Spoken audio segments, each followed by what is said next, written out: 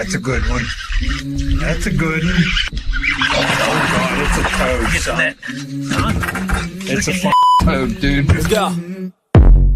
I wake up to a little bit of drool on my pillow, feel like it's gonna be a bad day.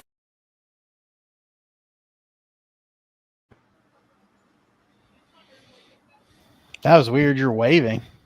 Hello. That's different. What's going on, folks? Stare me lovingly in the eye. That's it. I'm out of here.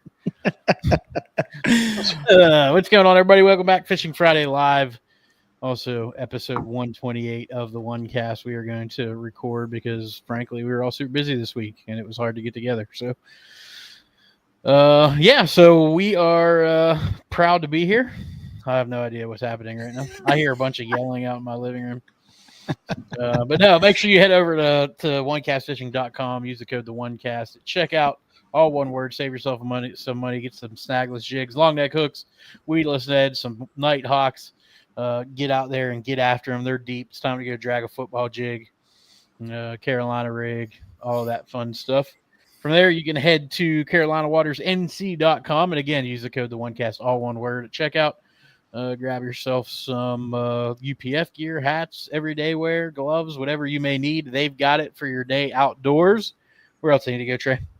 They need to head on over to Hobie Eyewear. Use the link that we always provide you guys, and that's going to take you right to the website. You're going to save money as soon as you check out.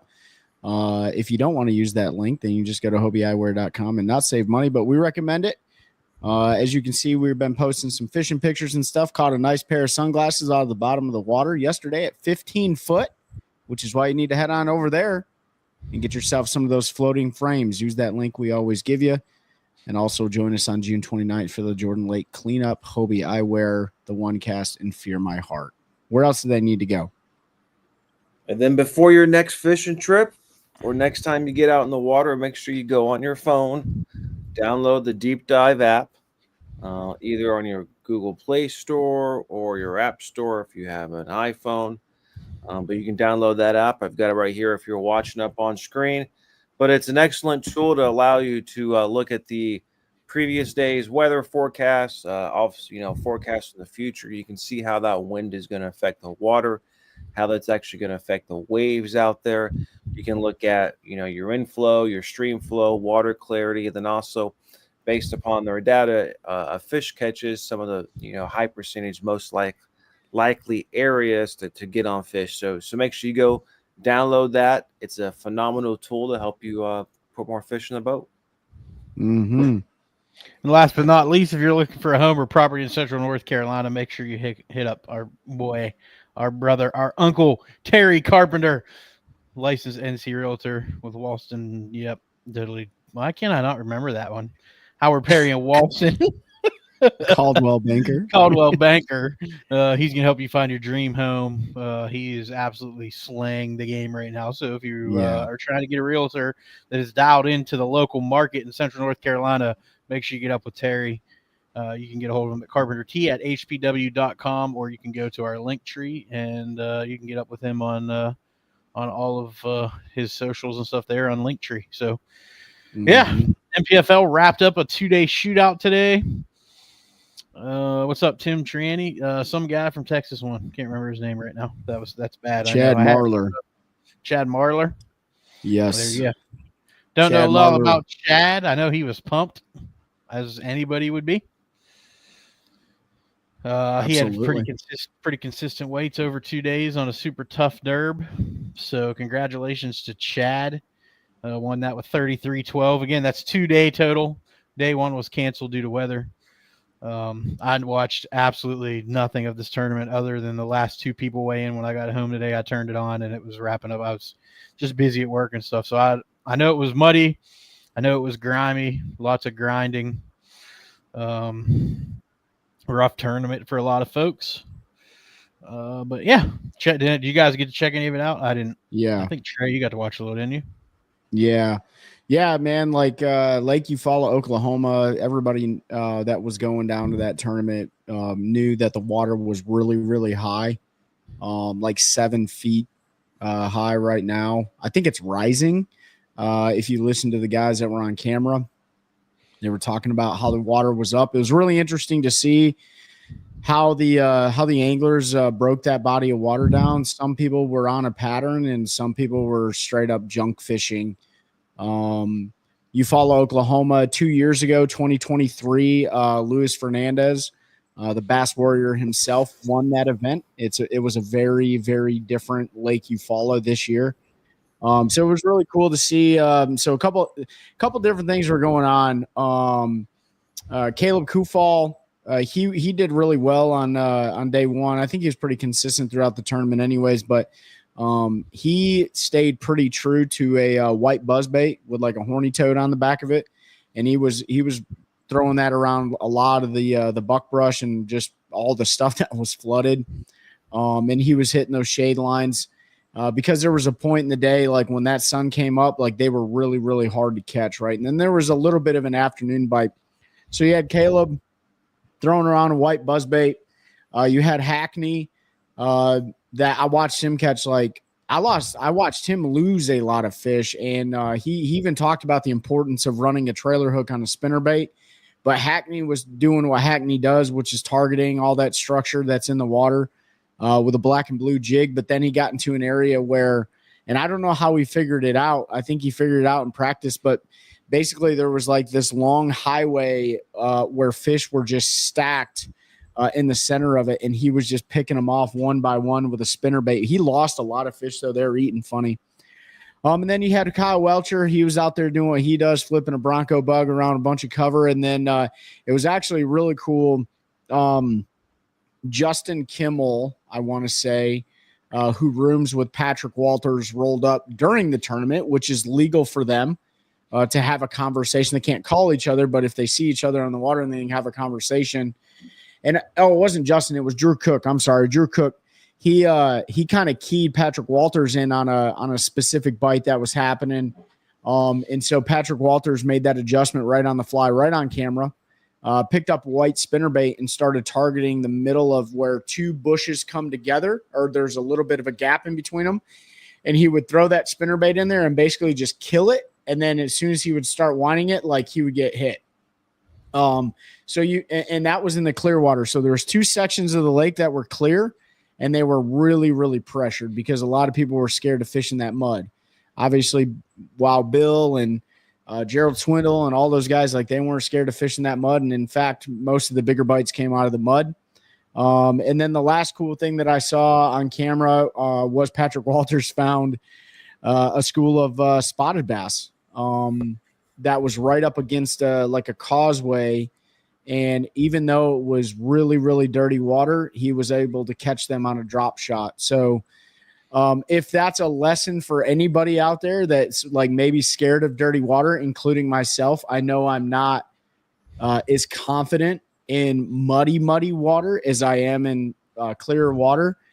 Just goes to show you bass don't care sometimes, and they're going to eat, right? And so Kyle Welcher made the statement like, these bass don't want to be shallow, but they don't have any option right now, right? Like they want to be deep because it's super, super hot there. They want to be offshore, but the rising water conditions, the muddy conditions is forcing those bass to be shallow, and a lot of guys capitalized on that.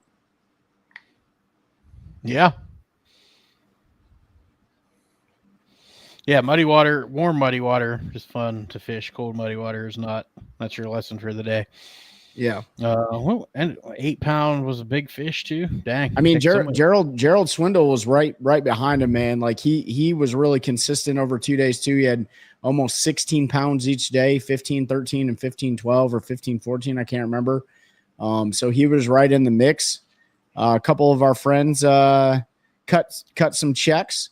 So I think our boy Josh Hooks was in that check range. Yeah, he was 32nd. Dylan Freeze, he came in 26th. His best tournament in the MPFL so far, I believe. Might have had one better one before last year. But it was tough. It was tough, like you said. It was tough on a lot of the guys, man. You know, Seth and Zach, the D team house. Most of that house had a rough tournament. Our buddy Brad had a middle of the pack tournament. So it wasn't easy. I mean, there was definitely people that went out there and didn't catch a limit of fish, and those who did catch a limit, like you're talking maybe 7 to 8 pounds for 5, you know, which on that body of water, I think it was a 12-inch minimum.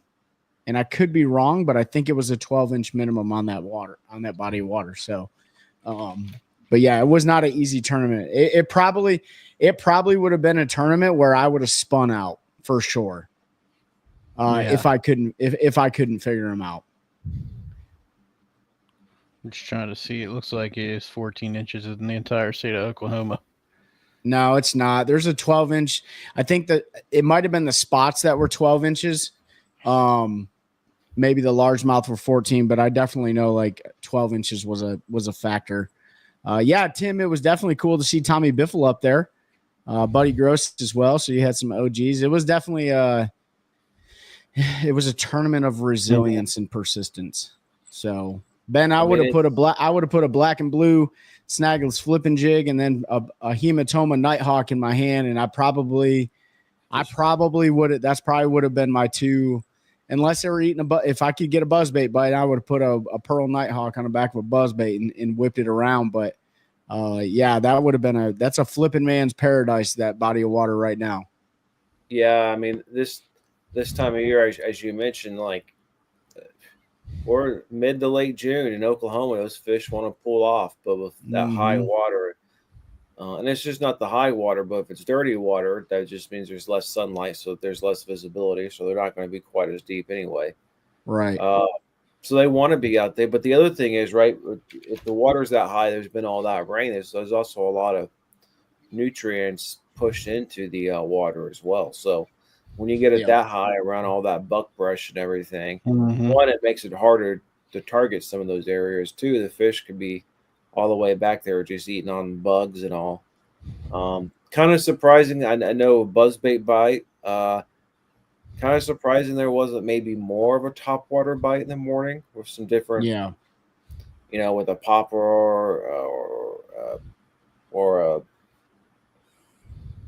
whopper plopper or something, you know, something, even a frog. But well, Welcher tried to keep it honest with a frog, but he kept getting a bunch of short strikes, and even Caleb Kufal that was throwing that buzzer around, and Bill Lone, everyone was throwing a buzzbait around, and I think the buzzbait was the bait of choice because it was the best bait that you could cover the water with and not get hung up on anything, right? There was so much cover there that throwing a whopper plopper would have probably been a little bit more difficult just because of the treble hooks.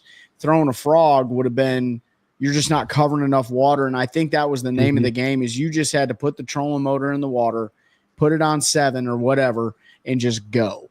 Welcher made that comment on live yesterday that he would be throwing a frog, except for he's not getting enough bites on it to make him feel confident that he could cover enough water and catch 5. Like guys were catching 30, like one of the guys on camera or on stage today said he caught 50 fish. Actually, I think it was Skeeter Crosby. He's like, I caught 50 fish, but I only caught 4 that kept, you know, so guys were out there catching them. It's just hard to catch a keeper. You know what I mean? So, yeah.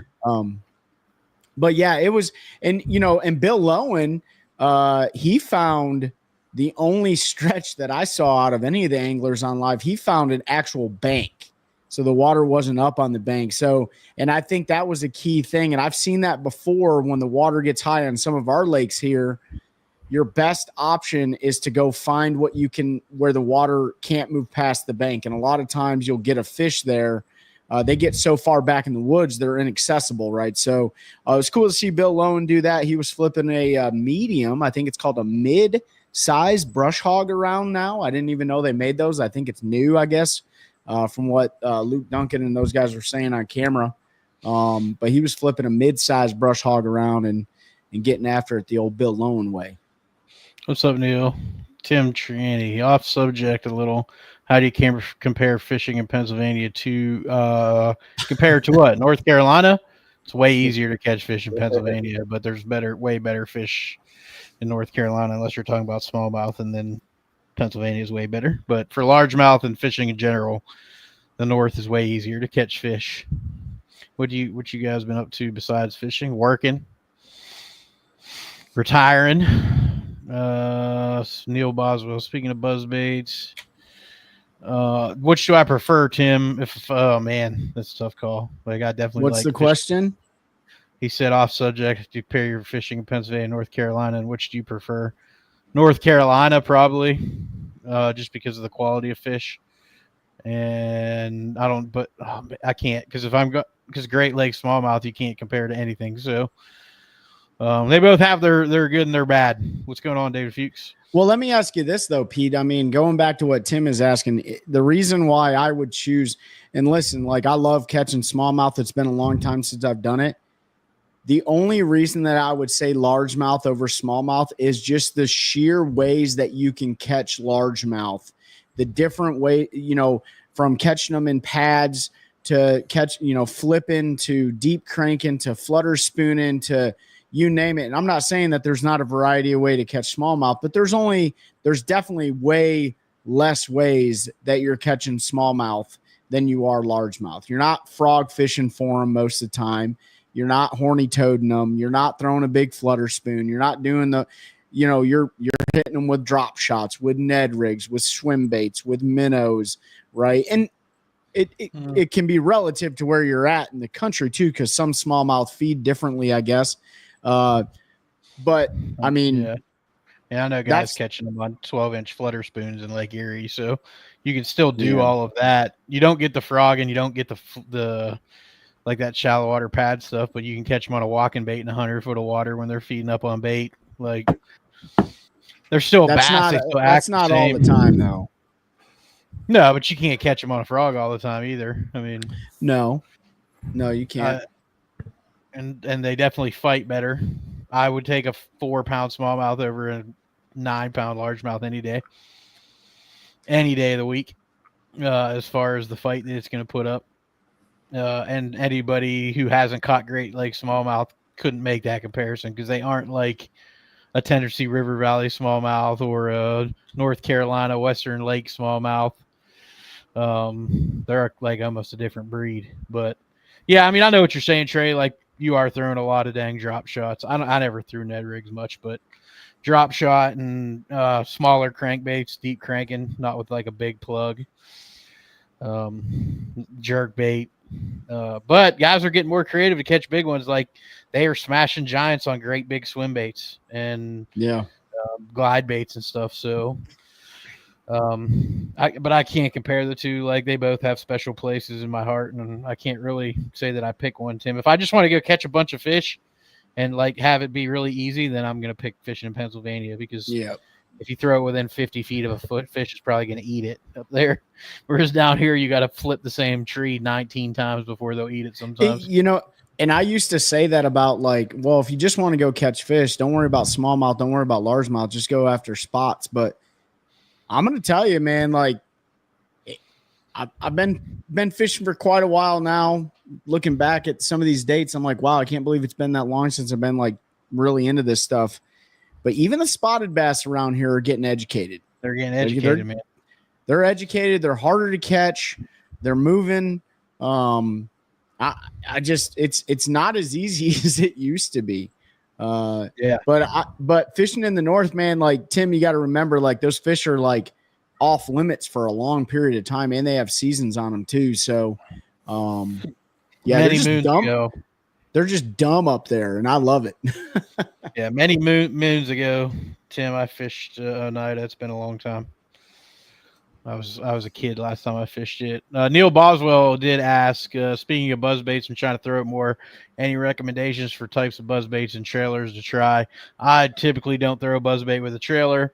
I'm a big fan of the 911 Customs, 911 Customs buzzbaits, just from a standpoint of they get bit. So, and depending on where I am is what I'm going to throw. I'll either throw a head knocker if I'm somewhere they want it loud, and if not, then I'll throw one of their standard with just blade that's going to make some noise. So, but they've been kind of my go-to for the last couple years since I started throwing them and had a lot of success on them. I don't know what you guys think. Ben, what you got on buzzbaits? Well, that's what I was going to say. I thought I had one of the 911s up here, but I guess I put it in my boat a while back. But no, that's what I like throwing now, just because it is so loud, because it knocks on the head. And then if I'm just looking for like one you can get anywhere to go off the shelf, I like the ones that with the toads on them. Yeah, that like a like- buzz But, toad. yeah.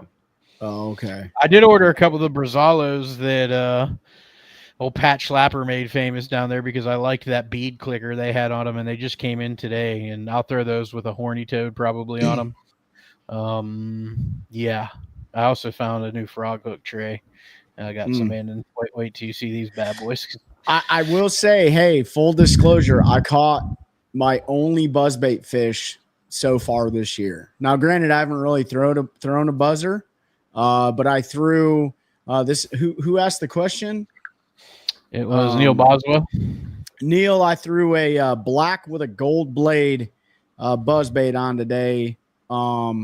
No rhyme, no reason. There was no reason for the color. It was the one that was tied on, and I ended up catching a fish that was close to 3 pounds. It was two and a half, really.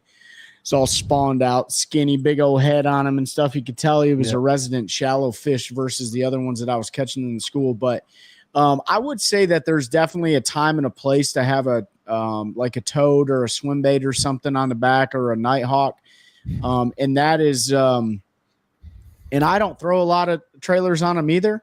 But if you're going to throw a trailer on them, like I have found more success with taking the skirt off the buzz bait. So you can buy those buzz baits with no skirts on them. That way you're not like ruining skirts, and then you thread one on. But if you have like grass that's like almost topped out or just topped out and stuff like that, and you're throwing like a half-ounce buzz bait, when a lot of times when your buzz bait lands, it can like go down under, and you start getting like gunk hung up on them if you're not making like really accurate casts or kind of pulling it back to you. And I've not, like Pete and I, that's one thing we'll do is we'll throw a buzz bait out, but before it even hits the water, it's like coming back at us.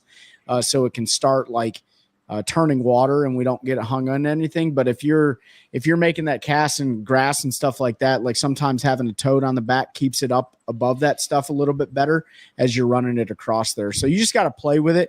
Our good buddy of ours puts a pink horny toad on the back of his, and he catches tons of fish with it, man. So it's a confidence thing for sure. Yeah, absolutely. Yep.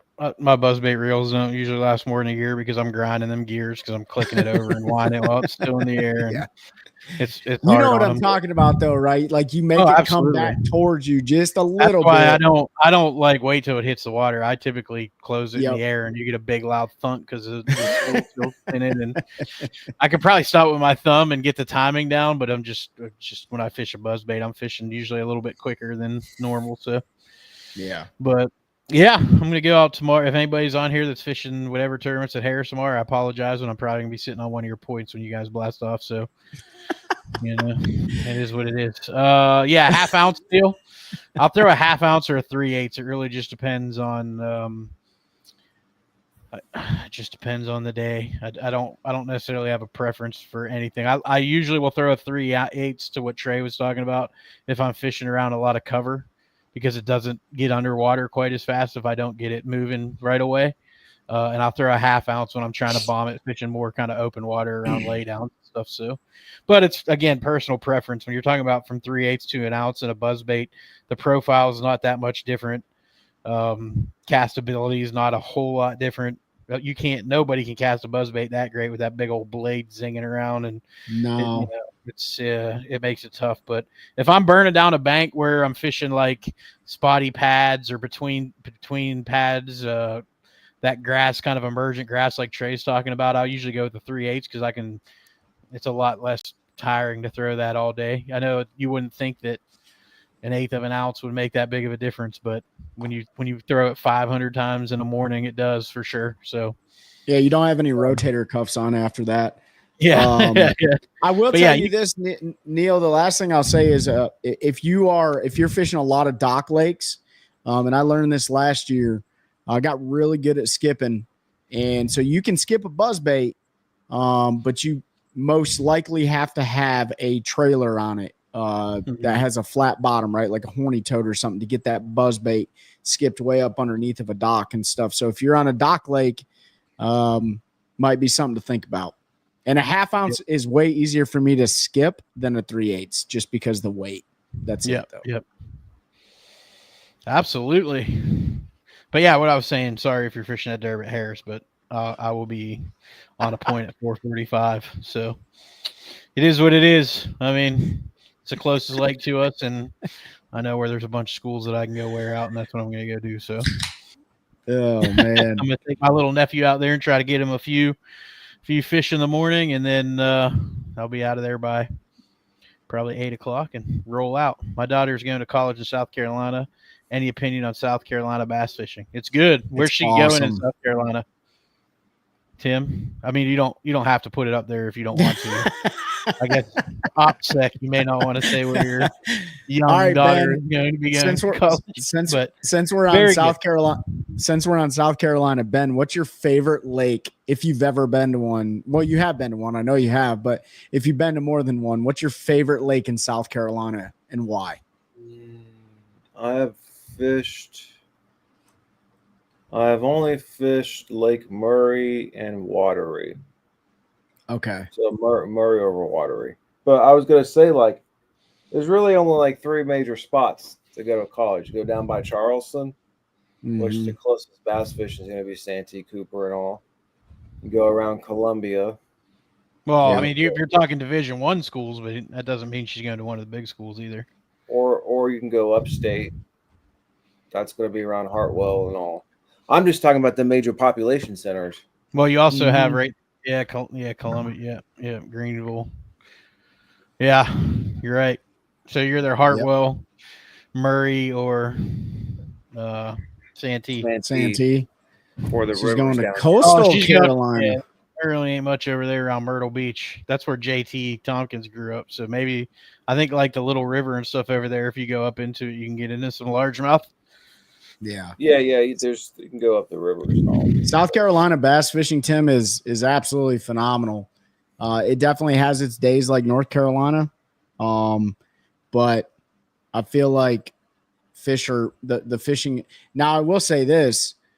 You think fish get pressured in North Carolina, they definitely get pressured in South Carolina. Them boys be running some but they got really great facilities. Most of the lakes around there, and they got two species and most of them spots and largemouth outside of. You can also Lake fish Murray. like 9 of our lakes into most of theirs. So yeah, their lakes are absolutely massive. Giant, Murray's giant, Santee's giant. So yep. And the one thing about South Carolina, real good ramps, Tim. Green Pond Landing is probably one of the best ramps in the entire country, at least from anglers' perspectives, right? And that's at Hartwell. The ramps at Murray are actually not that great, to be honest with you. The ramps were nice, but I mean, there's just like nothing there. It's like no facilities or anything.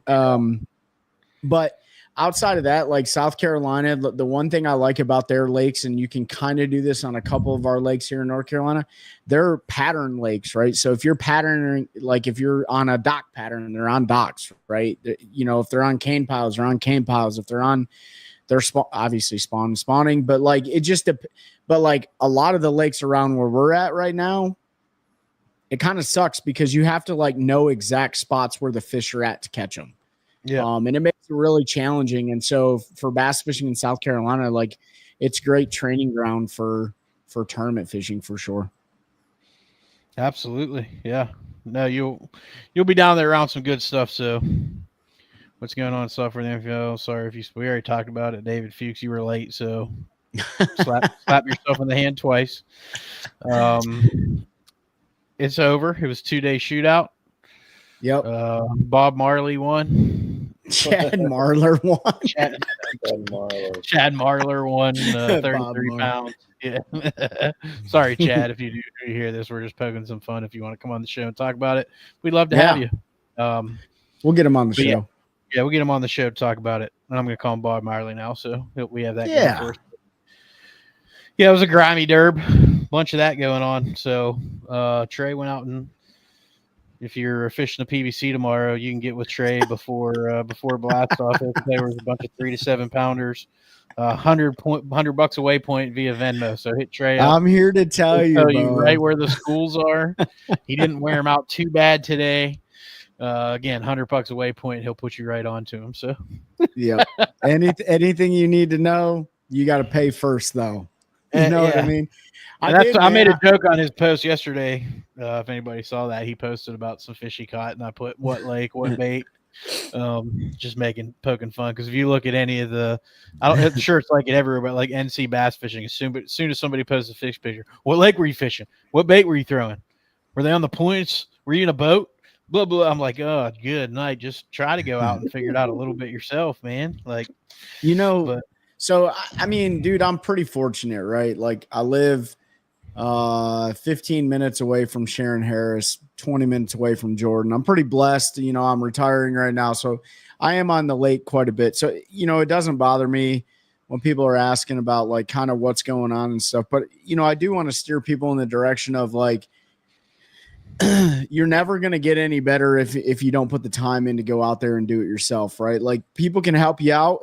But if you're asking for, the answers to the test, well, you're going to get the wrong answers, because like, no matter what, and this was the same, and this is a perfect example. Like, Mike Corbishley, who fishes the Bassmaster Opens, who's fished the MPFL before, a good friend of ours, absolutely a Falls Lake hammer. Like, you're a lot of times fishing for second place with that guy. The reason that is nobody gave Mike the answers on Falls Lake. Like, Mike literally has graphed. He's probably got more hours on that lake than I do on any of the lakes here. There's probably not an inch of water that dude hasn't graphed on that. Right. Lake. And so like, while I don't mind when you DM me, or if you guys are hitting Ben and Pete up, like, that's on them, but I don't mind. But here's the thing. Most of the time, I'm not going to tell you exactly where the fish are at, because 2 reasons. One, they could move and you might go there and get pissed off when they're not there. And 2, I don't think that's fair. I don't think that's fair that that I go out there and put all the work in, or Pete or Ben goes out there and puts all the work in, and then someone else just wants to take it. Because here's the thing, like, and this has happened to me in the past, and I'm a little bit more careful about it. It's not like there's secrets. There's no secrets, guys, on these lakes. If you're on these lakes, they're pretty much, it's all community now, for sure. But here's the thing. I've been burned in the past with people taking other people and telling other people and stuff like that. And then the next thing I know, I can't get on any of the fish that I found. Right. So that's pretty much the reason. So, but I don't have an issue. Like, hey, dude, if you're going out right now on Sharon Harris or Falls Lake or Jordan, and you don't have a flutter spoon, a big football head jig, a Carolina rig with a 1-cast fishing long neck hook, and a drop shot, well, if you don't, those baits I just named, think about what you're fishing. You need to be fishing offshore, right? But I caught one on a buzzbait this morning, and he was in inches of water. So just think about that for a minute. Like, somebody asked me, like, are you trying to hint to what I need to be throwing? There's no hinting. Throw a deep plug, throw a flutter spoon, throw a drop shot, drag a worm, drag a jig. The challenge you have is finding the fish. That's it. Yeah. And to the dude that rolled up on Trey 50 yards from him on Harris the other day, like, just know we know what boat you run, and I'm going to drive circles around your boat if I see you out there fishing. So have a little bit of courtesy instead of pulling up on somebody that's spot locked and set down 50 yards directly where they're casting. By the way, you didn't catch anything because you were on top of the school. So absolutely. Learn a little bit of common courtesy and respect if you are out there on the boat fishing. Like, that's not the right way to be, guys. There's plenty of water for all of us. And I promise you, Trey's one of those dudes. You could have rolled up next to him and tied off to him, and you guys would have been friends by the end of the day. But you wanted to do that, so now we got your number. So it's actually it's actually funny you bring that up, Pete and Ben. You weren't. I don't think we talked about it, but if you saw the picture of the sunglasses that I posted on my social media page. So I was throwing a 6XD that I ended up losing, which is really unfortunate because I only have one of those colors. I could not get this crankbait off. But anyways, I was throwing a 6XD at the school. And my cash and deep crankbait rod loaded up. I was like, oh man, I got one. First cast too. And I was like, oh yeah, it's about to go down, dude. And I'm like pulling it in, and I'm like, either there's walleye living in Sharon Harris, or I got a bag of socks, dude. You know? And so it starts coming up. Well, I ended up hooking a lanyard on a pair of somebody's sunglasses, and I won't name the brand, but it wasn't Hobie.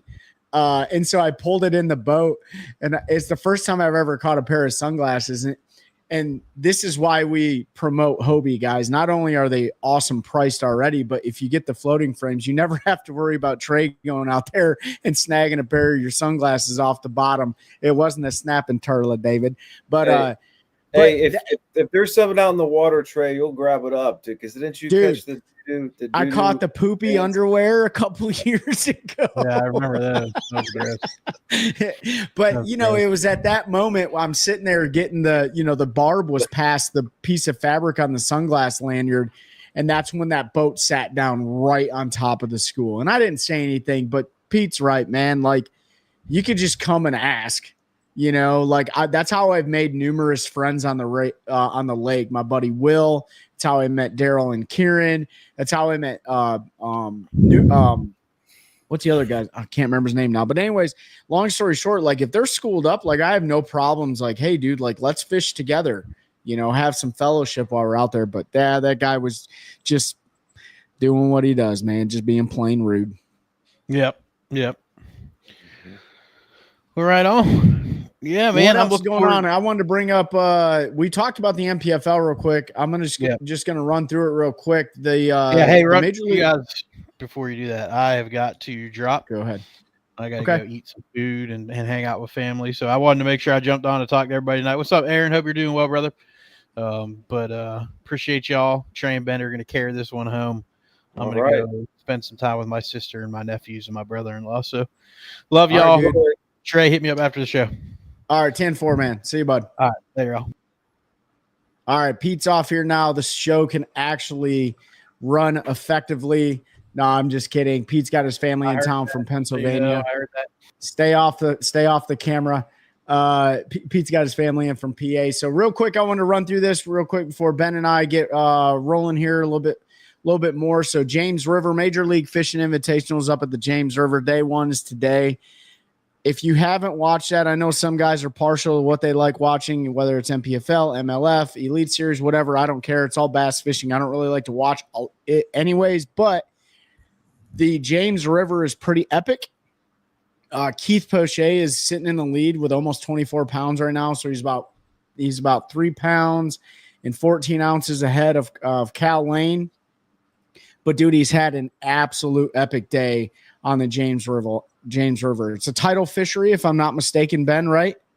Yep. And Poche is putting a hurting on him. It looks like it's been a pretty good tournament for the top 20 so far.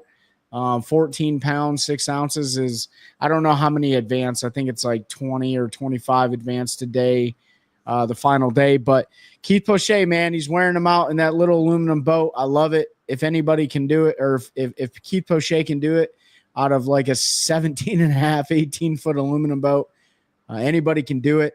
And he's doing it old school. He's not, I mean, he's kind of scoping, but he's not really. He's fishing shallow, caught some big ones and stuff like that. So that one's pretty cool. And I'll try to catch some of that tomorrow as the dog days of summer are upon us. And you won't usually find me out on the lake on the weekend if I don't have to be. So Ben, turning it over to you. What you got, man? Yeah, I guess the only other one I think we haven't talked about that I think wrapped up was the Bassmaster out at Lake Tenkiller. Oh, yeah. Also out in Oklahoma. And that was, who wrapped that one up? Wes Logan. Yeah, Wes Logan, which we thought Wes was leading the MPFL's event at Eufaula after day one with 19.5 pounds. And I was like, oh, man.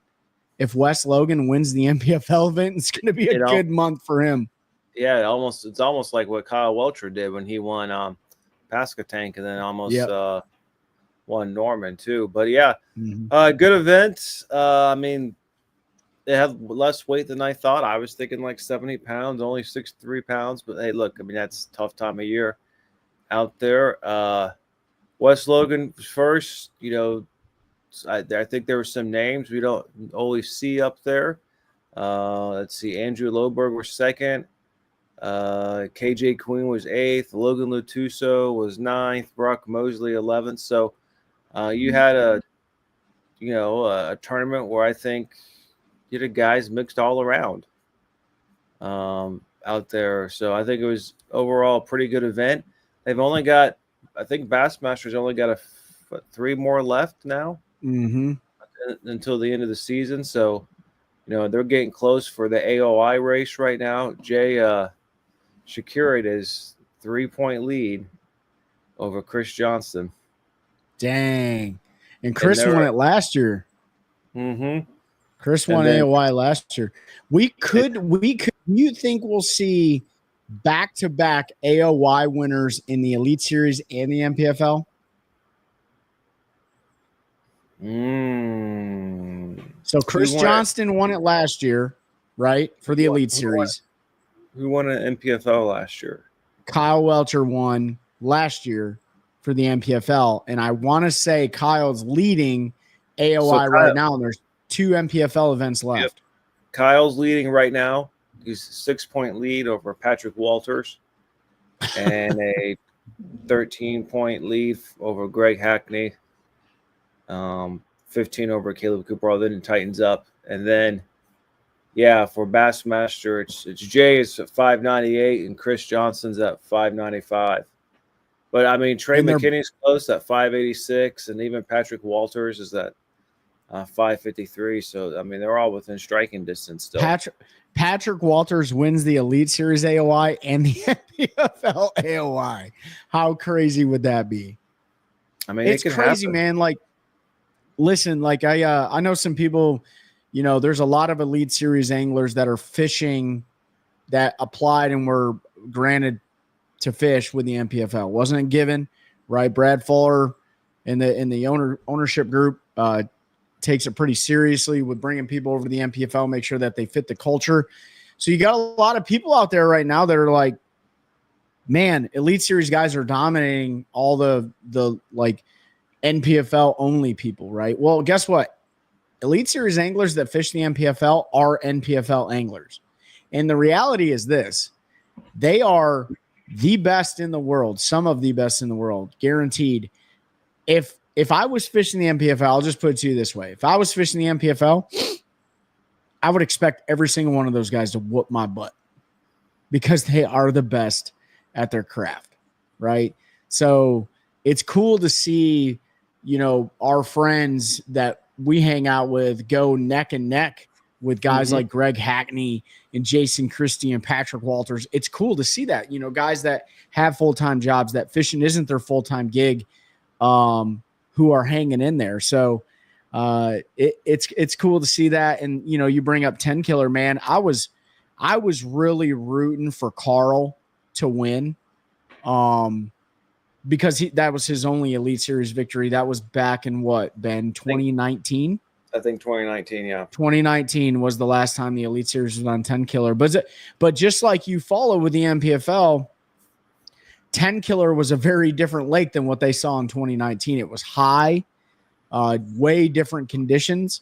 And here's a little teaser for the crowd tonight, and we'll make a post on the community page. But we're gonna have Andrew Loberg, who he lost by 1 ounce. Mm-hmm. He's gonna be joining us here in a couple weeks, and so we'll make a post. And you guys can go ahead and we'll ask you to ask him some questions and stuff like that. But this is his rookie year. He qualified last year with the rest of the guys. And I'm really curious to see or to hear his thoughts on being 1 ounce shy of the victory on 10 Killer, man. What a race that was. I mean, an ounce is just $20,000 difference. $20,000 difference in a blue trophy, you know. So And he's done good this year. I mean, Sabine wasn't good, but 18th at Fork, 15th at Hartwell. The first few were a little rough for him, but first year rookie. These guys are good, man. These guys are good. But that's why I like fishing against guys that fish, professionally full time or whatever. Like, it just makes me want to get better at the craft. You know what I mean? But then there's some times where I'm just like, yeah, I don't even want to fish against you, Mike Corbisley. Like, I don't want to donate my money to you. You don't want to. Sometimes you just don't want to donate money. I get that. Exactly. Sometimes you just want to make a little money, but yeah, man. But the dog days of summer are upon us, dude. Like, I know we only got about 15 minutes left here before we cut this off, but really, because tomorrow's the first official day of summer. Isn't that crazy? It's been blistering hot, and it's still the springtime. Until a few more hours. Yeah. Like, we're just now getting started. So we're out there, with flutter spoons, with deep plugs, dragging. That's what I caught them on today. I mean, I went out there, for 30 minutes. I whipped a buzzbait around, caught one fish, and I said, okay, cool. I put that buzzbait in the rod locker, and I said, I'm going offshore fishing. I want to fish offshore. I want to figure this stuff out. David Fuchs said, be careful. It's not always good to meet your heroes. Yeah, I can definitely agree with that, man. It hasn't happened to me, but I know many stories where people met the people that they followed on social media or movies or whatever the case may be, and it was not a pleasurable experience. So 100%. You're probably talking about Pete anyways. No, I'm just kidding. But yeah, Ben, I mean, like, it's still the spring, and obviously been out there just crushing them on the offshore stuff. I mean, like, this is the time, because when it starts moving into like July and August, man, those fish, they're already hard to catch. They're going to be way harder to catch here in the next week or two, because they are just getting pounded. Oh, I believe it. I mean, by the time the 1st of July rolls around, like, a lot of those schools get busted up, and it's just now you're, by then as you get closer to August, then it gets then that's really the dog days. So although, sometimes I find, like, late August into September, sometimes I find those fish moving up shallower again. Yes. Some of that's because the thermocline is pushing fish up, but, like, I don't know how deep you were catching them out. I would imagine anywhere from 20, 10 to 15 foot. You were in Harris or Jordan? No, I was at Falls today. Okay. And those fish are suspended over, anywhere between 15 to 25 foot of water.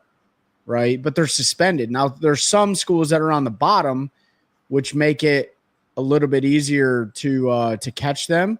Right. And that's, for those of y'all, watching and listening, like, some people may ask, like, hey, what are you looking for? Right. Like, what are you looking for when you're out there down scanning and side scanning? Well, there's multiple things. This is why, like, multiple baits come into play. What Ben is talking about, like, each one of these lakes is different where these fish will typically set up, because below the thermocline, there's no oxygen or very little oxygen. So they're going to be above that, which on Sharon Harris usually sets up around 15 foot. I think Jordan Lake usually around like 12, 14 foot or whatever. I don't know what it is on Falls. I didn't even look. And the way to do that is adjust the settings, higher contrast on your stuff. You'll see a line that goes across. I mean, that water was 89 degrees, dude. It was almost 90. In fact, there was I hit 90 in some spots. But anyways, so what are you looking for? Well, if I see bass lined along the bottom, like, that instantly, like, I'm not going to say 100%, but, like, I firmly believe I'm going to catch one out of there. Right. And so I'll reposition with the wind. And the first thing I'm going to bomb out there is, like, a big moving bait, right? Like a big plug, if I can reach them, or a big swim bait, which I caught some on the big, it's called a booty shaker. Big swim bait, right? Throwing it out there and letting it sink all the way to the bottom and literally slow rolling it. And as soon as they get it, they just load up on it. And then once I get that school fired up, then I'll slow down, drag like a one cast fishing football head jig or a Carolina rig or whatever the case may be. On the flip side of that, if I'm side scanning or down scanning and those fish are suspended, usually that's going to be I'm going to use forward facing sonar, right? Like I'm going to use forward facing sonar to see how those fish react to what I'm throwing at them. So if they're suspended 15 foot of water, but they're suspended up in like that 8 to 10 range, I'm going to position my boat. I'm going to drop that. I'm going to hit them with forward facing sonar. I'm going to see if they even are bass, because sometimes you'll get like a big school of white bass, or you'll get like a big school of, I've seen big schools of catfish that happen at Gaston. The first thing I'll probably throw at them is a minnow, right? To see if they chase it. If they swim the opposite way, I know it's a trash fish. If they take any interest in it, okay. And then I'll throw a flutter spoon. Are they jetting down to the bottom, right? And if they are jetting down to the bottom, if I can catch them on a flutter spoon, I'll catch a couple out of there, and then I'll turn around, throw like a drop shot or shaky head or something if they're following it down. But usually the way that it's been going down is I've only been able to catch one or two out of the school, then I got to leave. Now, that's different. That was today. Yesterday at Sharon Harris, I probably caught 40 fish. They're just stupid. They're fresh, offshore, springtime technically fish. They're stupid, so you can just catch them. You know what I mean? But give it a couple weeks, they're going to be so beat down, it's not even funny. You probably won't even be able to get them on a drop shot. Probably be the only way you get them is a drop shot and a one cast fishing weedless Ned. You know what I mean? So when you see them suspended like that, another good bait to, especially because they're not suspended that deep, another good bait to figure out what they are is a jerk bait. That's true. You throw out a Mega Bass 110, even a +1 or +1.1, whatever, it goes down to like 13, 14 foot. I mean, if it's a white bass, a crappie, a largemouth, smallmouth, spotted bass, a gar, pretty much anything will bite that jerk bait, and you'll figure out what they are. Yeah. Catfish probably will swim away. Carp will swim away, but pretty much anything else. Predatory fish are going to eat. Or going to go over and check it out at least. And yeah. And then usually if you're using live scope, because that thing is, that jerk bait suspending there, then you can kind of get a better look at what that fish is too and decide whether or not to keep messing with them or not. But I like that jerk bait, especially if it's not a super windy day, because then you can keep your live scope locked Straight. on it. Yeah. Even though jerk baits do work better when it's windy a little, but you can't have it. You can't have it. I mean, I have used the jerk bait when it's dead slick, calm out. I don't feel like you get as many bites that way. The fish are more likely to go look at it and swim away. But if you just get that nice little chop on the water, that's a good option to use.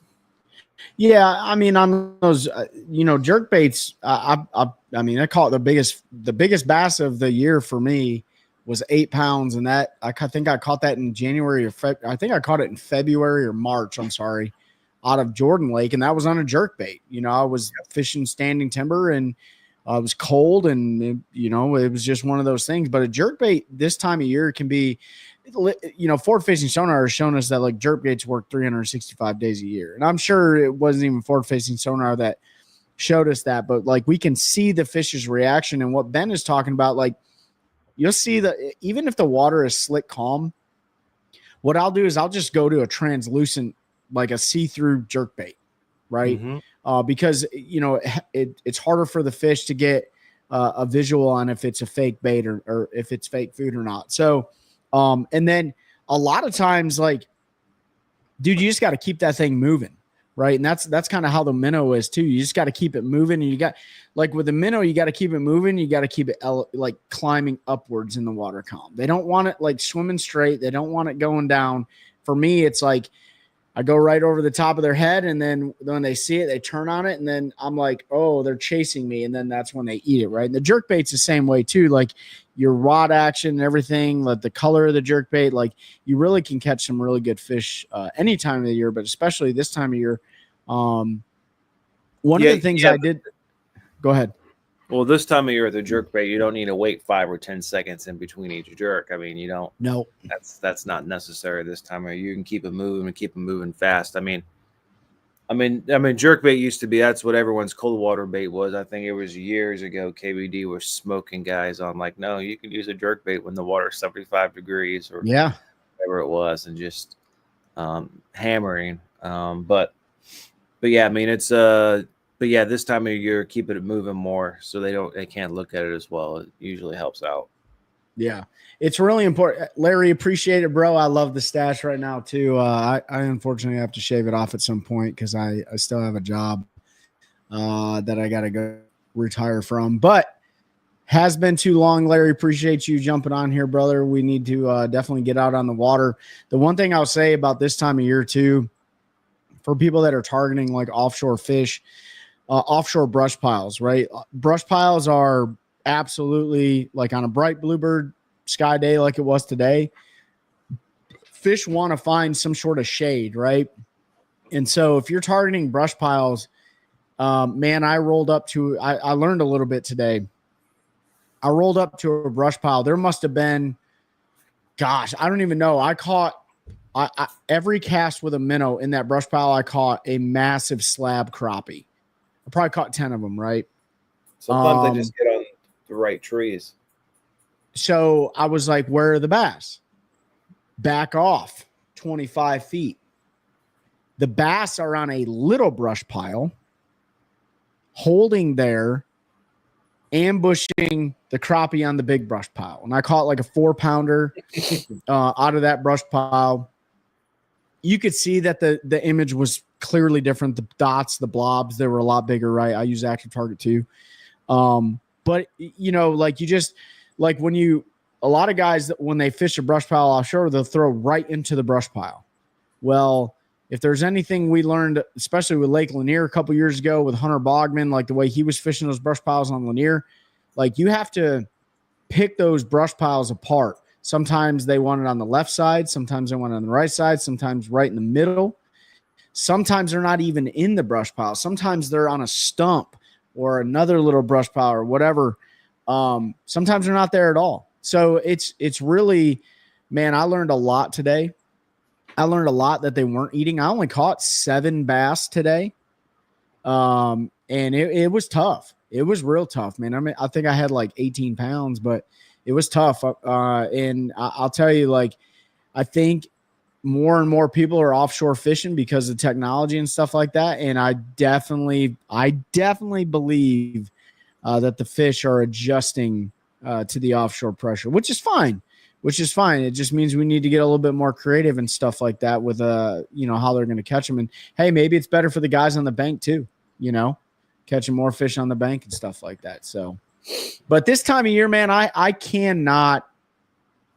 have such a hard time dropping the trolling motor and fishing the bank. I can't do it. It's hard. It took everything out of me this morning to go throw that buzz bait because I knew that there were fish schooled up. Right. And that's kind of like the name of the game, right? Like, do you try to go get like an early shallow water big fish bite, or do you go straight to a school? What do you do, Ben? Not in a tournament. I guess it just depends. Depends on the lake I'm going to. I mean, honestly, right now, if I went on Jordan or Harris, I'd probably go straight offshore because I kind of know the places where to start looking. But a lot of lakes, a new lake, I'll try to find a shallow topwater bite first thing. Yeah, that's my biggest weakness is I like to catch fish too much. And so I won't run another pattern if I know that I can run a pattern and catch fish. Right. And sometimes I think that hurts me with like keeping the shallow water bite honest this time of year, because you can go catch a big one shallow. You can go if there's a resident shallow fish in like some grass or pads or laydowns or something, they're usually pretty decent fish that are up there this time of year. A lot of those small ones will migrate out. They'll feed on all those balls of bait and stuff like that. But usually you'll get like a a decent sized resident fish. And that's what happened this morning to me. I caught one resident fish. You could see vastly different looking fish, huge head on it. And, but yeah, I if I can catch fish, I'm probably going to go right to those offshore schools. So, but anyways, Ben, what else you got for the group before we jump off here and call it an evening? No, I think that's it. I appreciate it, Larry. Glad to see Larry hopping on here. Haven't seen him in a while. Of course, I don't think we saw him this year at the show. No, he didn't make it up to Raleigh this year. But no, it's great to be back on Fishing Friday, talking to everyone, talking fishing, getting caught up, and hopefully next week we can all be back in the same. Yeah, you need to get out there and do some fishing instead of talking some fishing. Mm-hmm. So we need to plan to get out there and do some videoing and shooting some stuff for some of the jigs and Ned rigs and long neck hooks. I'm telling you that long neck hook is a huge game changer if you're dragging a big Carolina rig on those ledges or whatever offshore. But we appreciate everyone joining us this Fishing Friday Live. This is also going to drop as our next week's episode. I want to say congratulations to Chad Marler for the MPFL victory down at Lake Eufaula, Oklahoma. Looking forward to see who's going to bring in the MLF Invitationals trophy, and congratulations to Wes Logan for winning the Bassmaster Elite Series on Lake Tenkiller. There's a lot of tournaments going on, but at the end of the day, it's all about building a culture of anglers helping anglers one cast at a time. That's a good one. That's a good one. Oh, God, it's a toad, son. It's a toad, dude. Let's go. I wake up to a little bit of drool on my pillow, feel like it's gonna be a bad day.